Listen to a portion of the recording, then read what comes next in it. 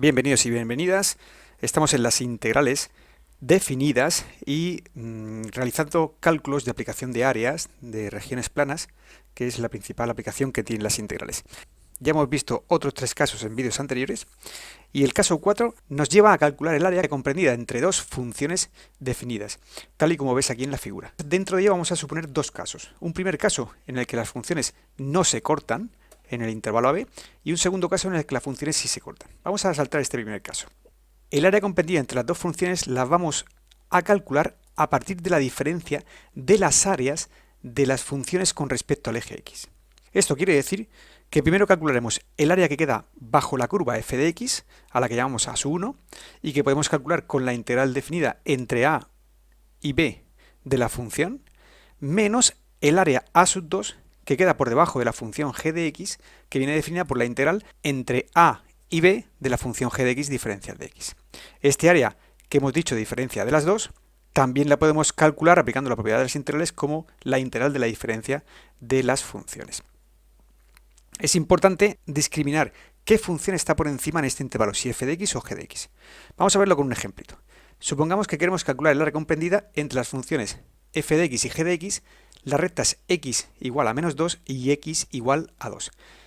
Este es el dibujito que correspondería a este área que queremos calcular. Y concretamente el área comprendido entre esta función de color verde y esta en función de color azul, x menos 2 y x más 2. Así gráficamente parece sencillo de hacer el cálculo de la integral, pero tú has de pensar que esta información no la tienes cuando vas a trabajar analíticamente.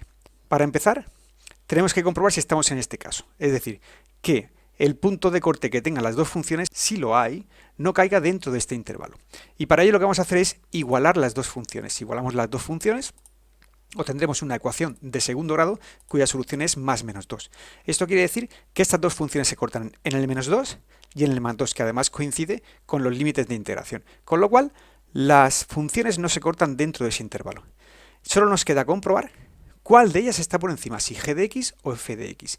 Para ello, vamos a calcular una función que sea diferencia de las dos funciones, por ejemplo, f de x menos g de x. Podría haber sido g de x menos f de x, pero lo hemos hecho así al azar. Si al calcular el valor de la función en un punto de este intervalo nos diera positivo, querría decir que f de x estaría por encima de g de x en todo el intervalo. Mientras que si nos diera negativo, querría decir que es g de x quien está por encima de f de x. Tomemos un punto, por ejemplo el punto 0, que es el más sencillo de trabajar. Si tomamos el 0, vemos que al sustituir nos da un valor negativo. Esto quiere decir que la premisa que hemos tomado de que f de x está por encima de g de x es errónea. Por tanto, nuestra área vendrá definida por la integral entre a y b, que es 2 y menos 2, de g de x menos f de x. En este caso, como no hayamos calculado f de x menos g de x como menos 4 más x cuadrado, g de x menos f de x, justo el valor opuesto. Es decir, 4 menos x cuadrado. Si hacemos la integral y aplicamos la regla de Barrow, pues obtendremos que el área comprendida entre las dos curvas es de 32 tercios de unidades de área.